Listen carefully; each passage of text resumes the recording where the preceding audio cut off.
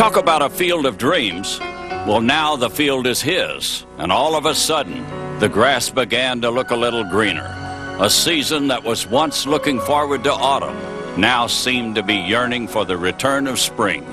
Even the seats that were for years content with rehashing past glory were now told their best days still lie ahead. I want to restore that nostalgia, that aura, that feeling, the presence that this stadium gives you as you sit out here.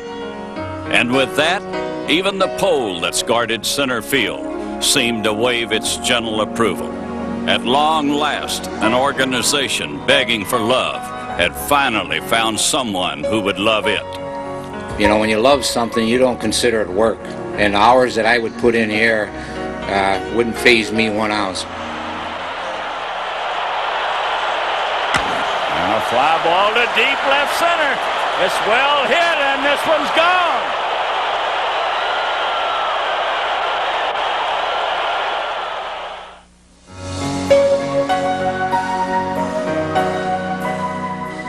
And so it came to pass. It took until the dying days of August, but Mike Ilitch was finally allowed to step forward and deliver one of the biggest clutch hits this franchise has ever known. This was truly a glorious opening day.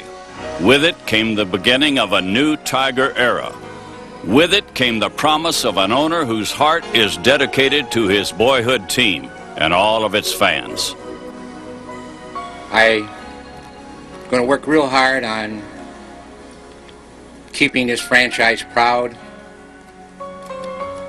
I dream of the day the buses are coming from all over the state and thinking nothing of it, and lots of counties and towns and areas where the dads and moms take the sons and the daughters to the game, maybe once a year, but it's a special outing. Mike and Marion Ilitch officially became the 7th owners of the Detroit Tigers on August the 26th. And from that day forward, a feeling of excitement, enthusiasm, and good old-fashioned pride in the hometown baseball team captured the whole community. And he hits it deep into right center field. Way back. This one's got a chance. It's gone. Into the bleachers in right center field. He hit this one.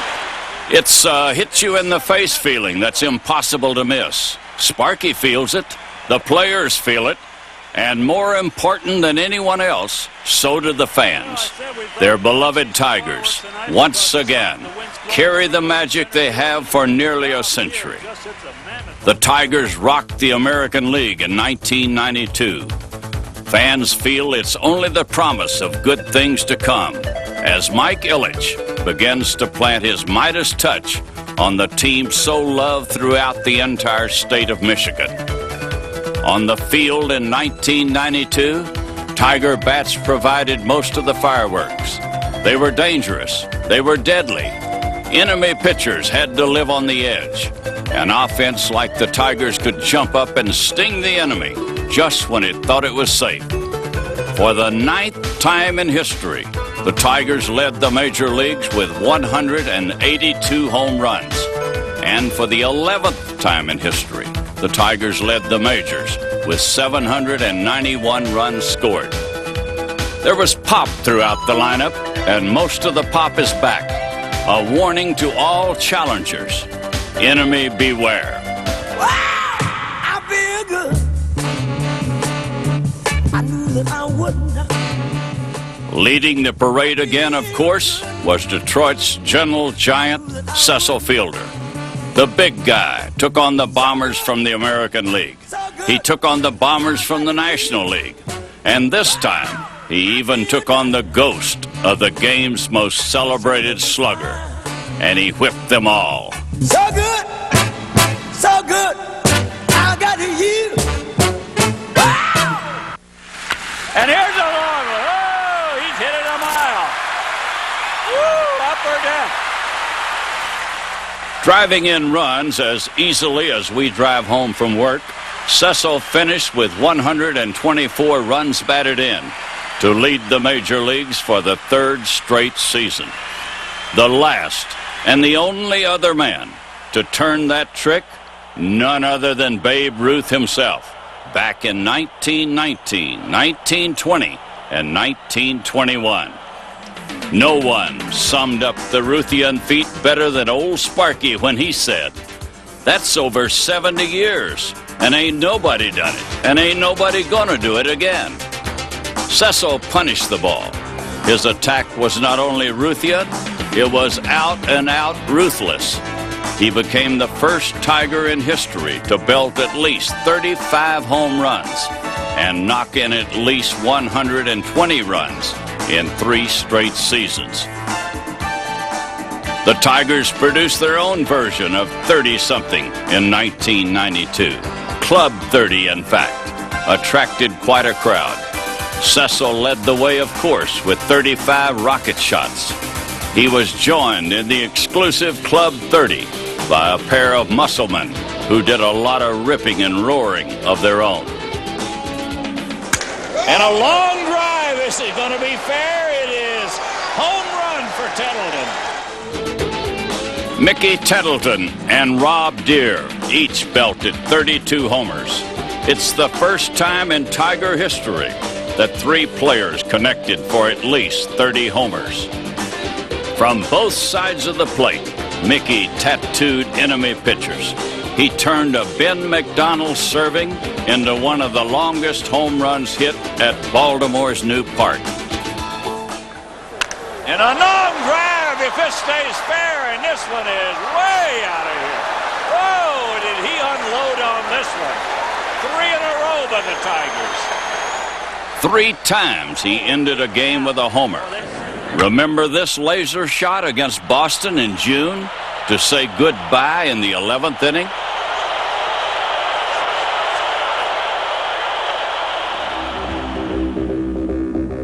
A hand injury held Deere to only 110 games. Nothing, however, could contain his raw power, improving his batting average almost 70 points from 1991. Deere also boosted his home run total to 32. There's a long drive. This one is gone. A home run for Deere, a 3-run homer, and the Tigers lead by 5. There's little doubt when Deere connects. The only question is where and when the ball will return to earth. Deere provided perhaps the season's most breathtaking blast at Tigers Stadium when he zapped a Ben McDonald offering onto the roof in left field. You mean he's... Oh, Lord, look over here. This is a mile high and deep and on the roof. Still on the roof. And comes back down. The Tiger power arsenal was deadly, and it didn't stop with Club 30. 7 Tigers connected for at least 10 home runs. 4 topped the 20 mark as enemy pitchers sweat.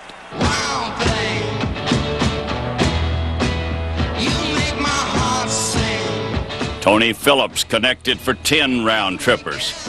But Tony's real value is measured in many ways. Tony Phillips is a tempest in a teapot. He's the little man who refused to be bullied. Tony is the type that makes things happen. He's the kind of player who rolls up his sleeves, spits in the dirt, and then gets down and dirty. Don't sit on Tony, because he won't sit down on you. If you get into a fight, make sure this guy is on your side. Phillips crossed the plate 114 times to become the first Tiger since Ron LaFleur in 1978 to lead the major leagues in runs scored. Tony is a leadoff man supreme. He works on a pitcher's mind before slicing out a piece of the pitcher's arm, and he does it with surgical precision. Tony averaged more than a hit a game, and he also walked a career-high 114 times. From the right side or the left, Tony is a pitcher's plague. And here's a drive into left that's going to be caught by Phillips. Whoa, what's going on here? In the field, Tony is a jack of all trades. If you need him at second base, Tony is there. Need him at third base or shortstop? Tony is there. Need him anywhere in the outfield? Tony is there. Tony spent his off days serving as the designated hitter. He's a manager's dream. The only time Tony complains is when he's not in the lineup. In 1992, there were few complaints. Some of that spunk has rubbed off on the right people, and no one is more right than all-star Travis Fryman. What you want, baby, I got it. What you need, you know I got it. Travis is a quiet youngster, a gentleman in the truest sense of the word. Once he steps on that field, though, Travis turns into a terror. He plays hard. He plays to win. He expects everyone around him to sweat and bleed with him. Travis started the season at third base. When Alan Trammell went down with a broken ankle on May 15th, Travis switched to shortstop. He moved to third in the batting order, and the Tiger lineup never skipped a beat. Here's a long fly ball to left, way back, and this one is gone. Over the screen, all the way out of the ballpark. Fryman turned in his second straight 20-homer season. He set career highs with 96 RBIs and 87 runs scored. In the field, the youngster plays far beyond his years. To the right or to the left, Travis gobbles up would-be hits. Accurate and brutally strong. Nobody cheats on Fryman's arm. Travis was rewarded in 1992 with his first All-Star selection. At just 23 years old, more All-Star games are sure to come. Personal honors are appreciated by Travis, but he's more concerned with winning than anything else. Don't ever loaf next to Travis. He'll let you know. Fryman is the leader of future Tiger stars. There's good news for Tiger fans. His star does not shine alone.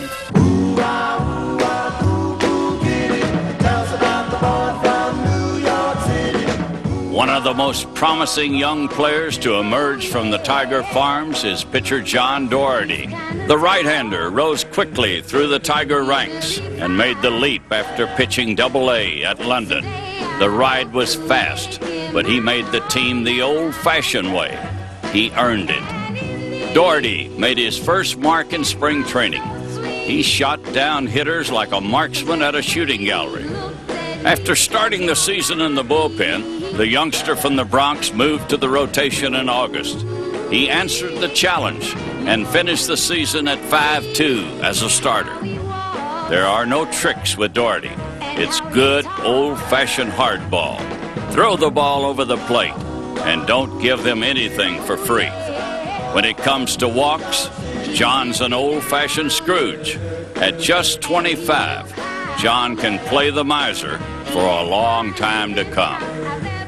Some other young arms got their chance to show their stuff. There were some rocky times, but there also was promise for the future. David Haas didn't get the call until August. When he answered the call, he made sure everyone heard it. Slipped into the starting rotation on August the 9th. David responded with 5 wins and 11 starts.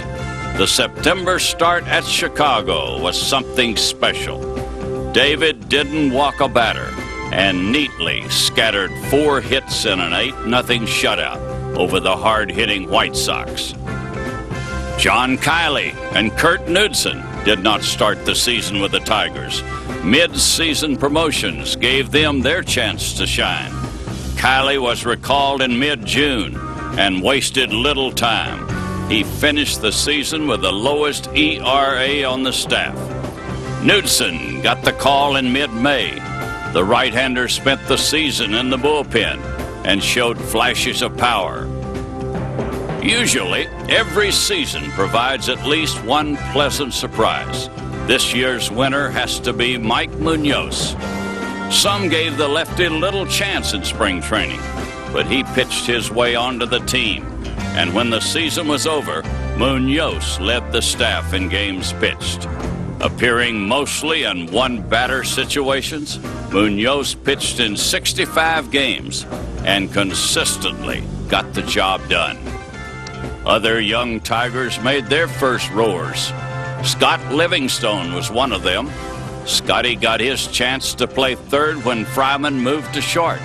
He didn't blow the chance. For Tigers, batting at least 350 times, Scotty led the team at 282. Here's a long drive way back in right field, and this one is gone. First home run of the year for Scott. 3-run homer. Late in the season, Scotty went homer happy. He popped 4 in 2 weeks. He guards the corner like a watchdog, and his arm has quite a bite. Here's a deep fly ball to left. This one, if it stays. Phil Clark got his first taste of the big leagues. The youngster played in only 23 games, but he finished the season at 407. He notched his first big league homer at Minnesota. Rich Rowland got a September call-up. He didn't play much, but the young catcher shows promise after pounding 25 homers at AAA Toledo. Pitching, of course, handcuffed the Tigers, but there were times when everyone did his part. Bill Gullickson and Frank Tanana were the Bluebeards of the starting staff. For the second straight season, Gullickson led the staff in wins and innings pitched. There's nothing fancy about Gullickson. He takes the ball and throws it over the plate. You have to hit Bill to beat him. There are no free rides. In 222 innings, Bill allowed just 50 walks. In his 8th year with the Tigers, Tanana again played Mandrake, mixing know-how with his teasing breakers. Tanana finessed his way to 13 wins, 233 for his career. Walt Terrell is a manager's dream. He takes the ball when it's given to him. He doesn't complain in between. Walt took turns between starting and the bullpen. Like that old favorite sweater, Walt was always around. Mark Leiter also traded spots between the bullpen and the rotation. He notched a complete game victory over the upstart Orioles.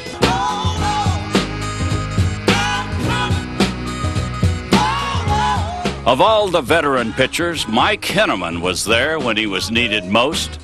In tight situations, Michael got the call. With 24 saves, Michael became the first Tiger ever to record 4 straight 20-save seasons. That pushed him to 3rd on the all-time Tiger list. Michael's not about to stop until he gets to the top. And speaking of veterans, this one doesn't top any leader list. With his hustle and desire, though, Dave Bergman is a leader of his own. The veteran stayed ready for any emergency. His professional poise rubs off on the kids. One Tiger is special to all fans. If you don't like Skeeter Barnes, you don't like baseball.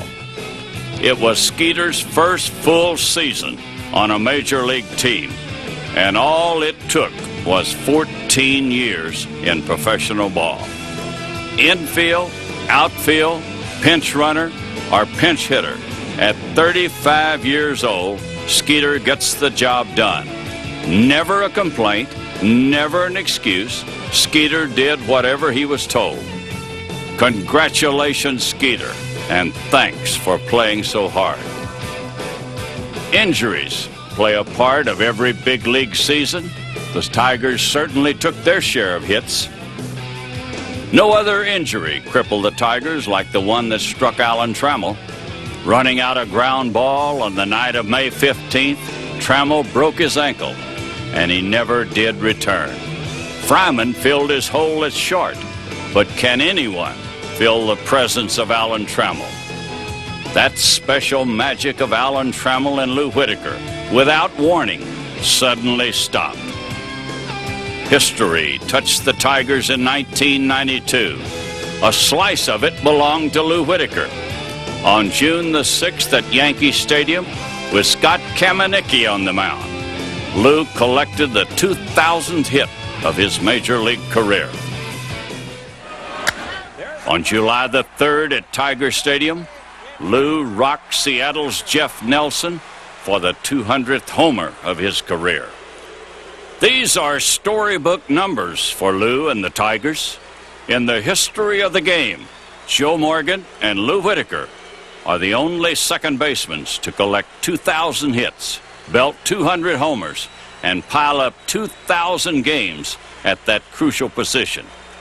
For this very special feat, and for all those sweet moves over the last 15 years, we thank you, Lou, and thank you, Alan, too. When it comes to history, it's tough to top the old man. This is a man destined for Cooperstown. He added some notches to his belt in 1992 that will make the trip a little smoother. On September the 27th at a sunny Tiger Stadium, the Tigers hammered the Indians 13-3. The race already had been settled, but it was a very special win. It was victory number 1132 for Sparky Anderson as manager of the Detroit Tigers. It pushed him past Huey Jennings as the winningest manager in Detroit Tiger history. Sparky also holds the Cincinnati Club record of 863. Heading into the 1993 season, Sparky is just 4 wins shy of becoming only the 7th manager in history to rack up 2,000 wins. Those are some very special numbers for a very special franchise. But then, Sparky is a very special man.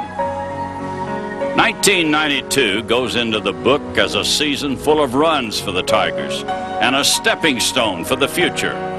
With the dedicated effort of Sparky, General Manager Jerry Walker, his assistant Gary Vito, and the entire organization, the Tigers are putting together a team that will roll up plenty of victories for many years to come.